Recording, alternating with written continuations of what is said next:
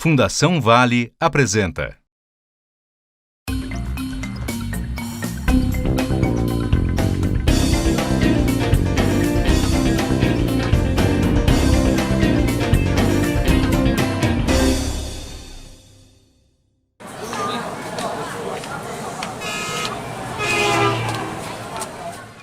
À primeira vista, quando a gente fala de mandar na cidade, nós pensamos na figura das autoridades públicas, né?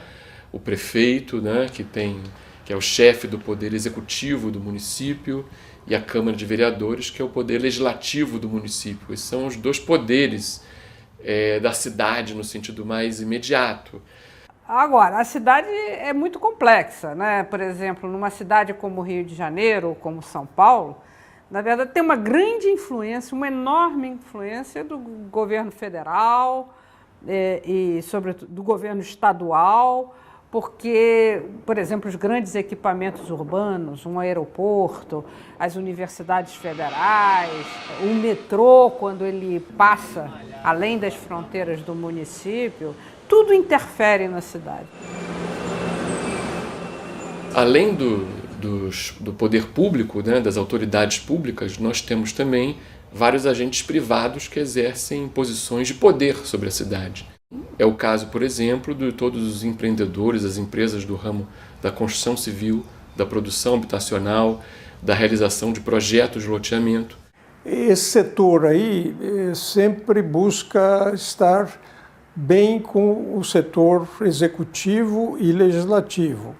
Então há aí uma certa combinação de interesses e muitas vezes você vê o setor da construção civil, num amplo aspecto, financiando a campanha de prefeitos, vereadores, aqueles que representarão o poder político de quem eles dependerão nas suas decisões. E, ao mesmo tempo, o poder político atendendo às reivindicações desse setor. Eu queria pegar dois exemplos bem diferentes. Um prefeito que tem toda a vontade de priorizar o transporte coletivo. Mas a indústria automobilística é muito poderosa e ela tem isenção de imposto. E todo mundo quer ter automóvel. Então o prefeito ele quer favorecer o transporte coletivo, mas toda a pressão é para produzir espaço para o automóvel, ampliar a avenida, construir túneis, viadutos, etc. Vamos pegar outro exemplo. Digamos que eu quero fazer uma obra de mobilidade.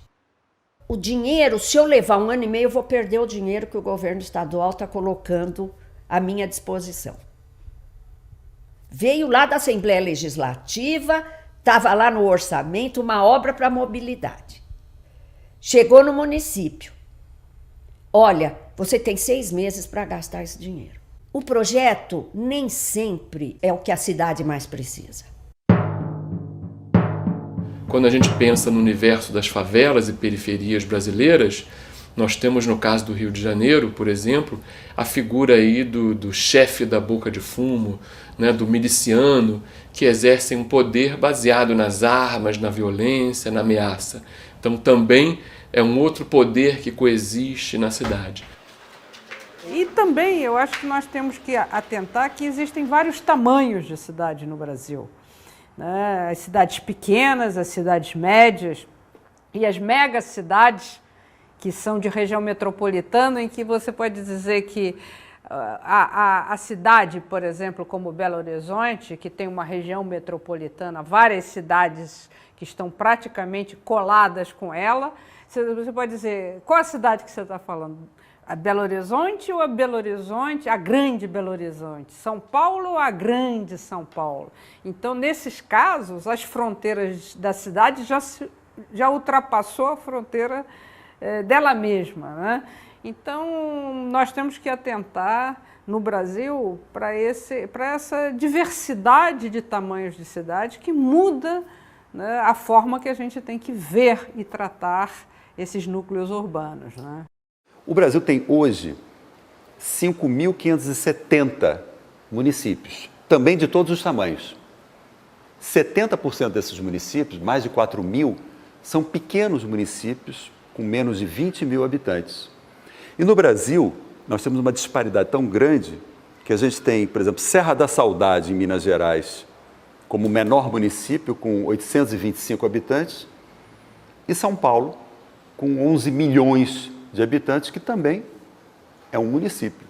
Nós temos hoje muitos municípios que funcionam articuladamente e que formam regiões metropolitanas, né? É o caso de São Paulo, é o caso do Rio, de Belo Horizonte, de Porto Alegre, né? A região metropolitana de São Paulo compreende 39 municípios.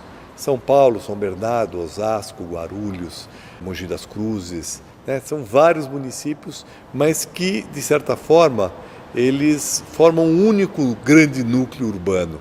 E é fundamental, né, que se pense de maneira planejada essa aglomeração, essa enorme aglomeração urbana. O problema é que o Estatuto da Cidade e a própria Constituição determinaram que é o município que faz o plano diretor. Então, com isso, nós temos uma grande dificuldade, né? Por quê? Porque os planos diretores são feitos pelos municípios metropolitanos, que fazem parte da mesma região metropolitana, muitas vezes de forma autônoma. No âmbito das Olimpíadas, os investimentos em mobilidade do Rio de Janeiro desconsideram o fato de que o município do Rio de Janeiro é polo da segunda maior metrópole brasileira, a metrópole do Rio de Janeiro. E não são feitos investimentos em sistemas de integração com o leste metropolitano ou com a Baixada Fluminense. Quer dizer, isso também cabe quando a gente fala da moradia. Quer dizer, o planejamento das moradias que são construídas não leva em consideração o território metropolitano, o déficit habitacional metropolitano, porque, lançados à sua própria sorte, os municípios da metrópole fluminense não serão capazes de resolver o seu problema habitacional. Não há como resolver o problema de água num município, porque a captação da água se dá em um local e o consumo da água se dá em outro. Não há como resolver o problema do saneamento, porque o esgoto é captado no município e, em geral, é tratado no outro município.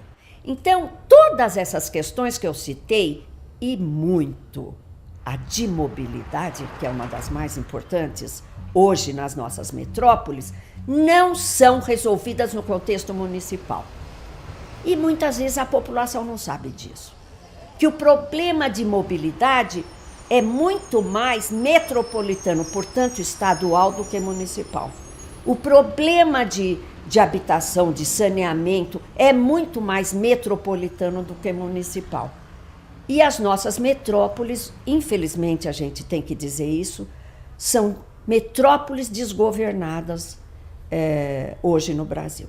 Embora os prefeitos tenham autonomia constitucional, a Constituição Federal disse que as regiões existem para assuntos de interesse comum no âmbito dos estados. Os estados não querem assumir essa responsabilidade de administração metropolitana ou de regiões, mas que eles têm essa competência, têm.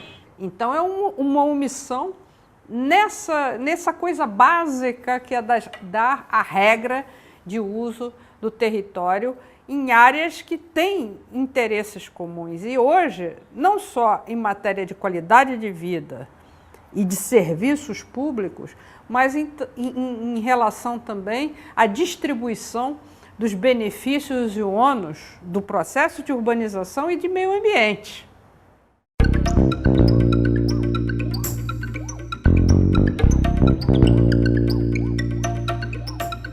Quando a gente pensa numa cidade justa, quando a gente pensa na reforma urbana, o que a gente pensa é num fortalecimento da própria população, do próprio morador, como um novo agente que tenha uma outra parcela desse poder.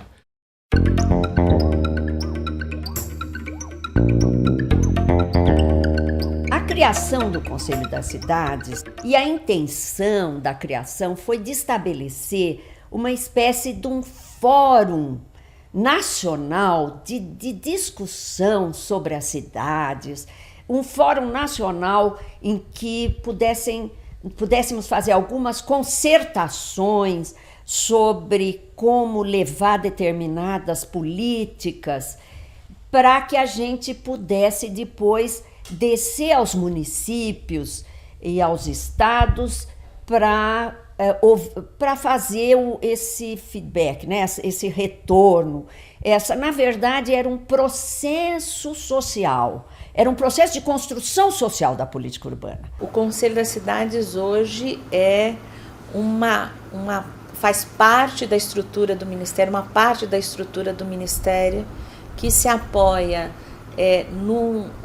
numa organização em que um conjunto de segmentos da sociedade travam um conjunto de debates na construção e no estabelecimento das políticas urbanas do país. É claro que o Conselho ainda precisa avançar muito. Nós queremos avançar, por exemplo, no caráter deliberativo do Conselho, que todas as políticas tenham que necessariamente ser aprovadas pelo Conselho das Cidades.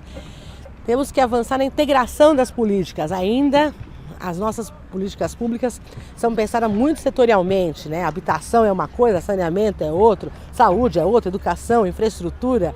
Então a gente precisa coordenar mais que os investimentos que cheguem no território. E no território você sabe que políticas precisam entrar nesse local e não pensar a partir de caixinhas fragmentadas, né? E essa é a proposta do Sistema Nacional de Desenvolvimento Urbano. Esse desafio é muito grande porque nós não temos ainda um Sistema Nacional de Desenvolvimento Urbano, né? Que estabeleça recursos, fontes de recursos, conselhos estaduais, municipais, enfim, como nós temos o Conselho das Cidades Nacional, que controlem a aplicação desses recursos, planejamentos que definam aonde e como se aplicam esses recursos. Há um enorme desafio no Brasil para se estruturar e constituir uma política urbana nacional como uma política de Estado.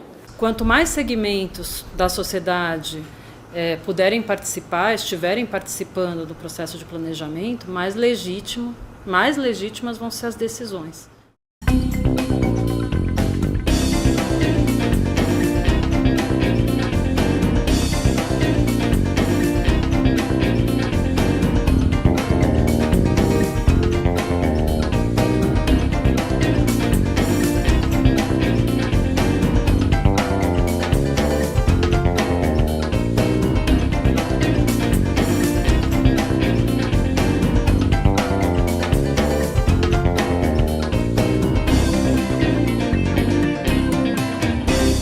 Um oferecimento Fundação Vale.